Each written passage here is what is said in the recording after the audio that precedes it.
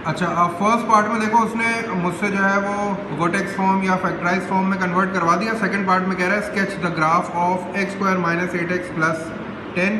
अच्छा, अब यहाँ जो है ना वो तुम्हें दोबारा वो वाला काम दोबारा करने की जरूरत नहीं है। तुमने पीछे से देख के यहाँ लिख लिया कि y इज इक्वल्स टू वो क्या था, x माइनस 4 का होल स्क्वायर और माइनस 6, यही फॉर्म थी जो हमने कन्वर्ट करी थी।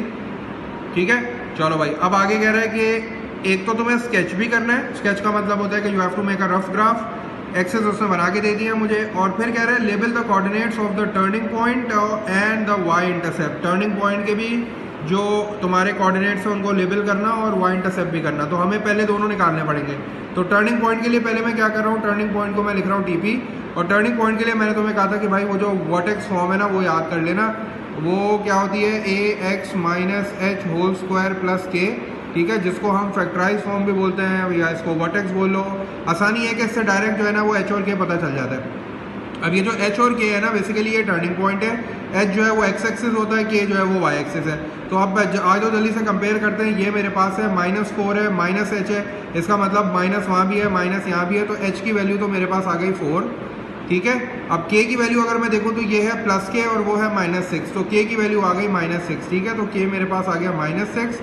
अब अगर मुझे टर्निंग पॉइंट लिखना है तो इसका मतलब है एक्स की वैल्यू पहले आ गई, वाई की वैल्यू बाद में आ गई। तो ये 4 -6 जो है इसको मैं टर्निंग पॉइंट भी कह सकता हूँ, इसको मैं वर्टेक्स भी कह सकता हूँ, इसको मैं जो है वो मैक्सिमम या मिनिमम पॉइंट भी कह सकता हूँ। डिपेंड करता है कि मेरा कर्व जो है वो कैसा है। तो ये बेसिकली मेरे पास मिनिमम पॉइंट होगा क्योंकि ए की वैल्यू मेरे पास पॉजिटिव है। अच्छा, एक चीज़ तो ये हो गई। अब दूसरी चीज़ जो है ना वो है वाई इंटरसेप्ट। वाई इंटरसेप्ट के लिए तुम्हें याद है वाई इंटरसेप्ट कहाँ पे होगा, वाई इंटरसेप्ट होगा वाई एक्सेस पे, क्योंकि ये वो पॉइंट है जब मेरा कर्व वाई एक्सेस को कट कर रहा है। तो अब ये अगर वाई एक्सेस पे है तो वाई एक्सेस पे किसकी वैल्यू 0 होती है, एक्स की वैल्यू 0 होती है।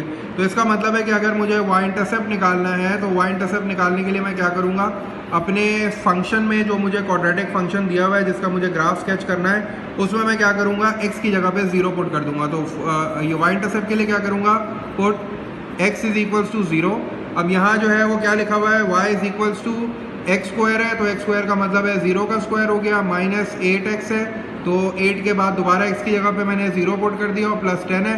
तो 0 का स्क्वायर 0 हो जाएगा, -8 को जब मैं 0 से मल्टीप्लाई कराऊंगा वो भी 0 हो जाएगा। तो मेरे पास जो y इंटरसेप्ट आ रहा है वो आ रहा है 10। अब चूंकि ये कोऑर्डिनेट है तो इसका मतलब है कि ये जो हो जाएगा ये हो जाएगा 0,10।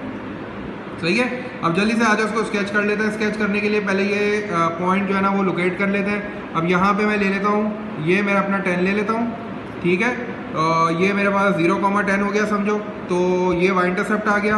अब मेरे पास ये है 4, -6।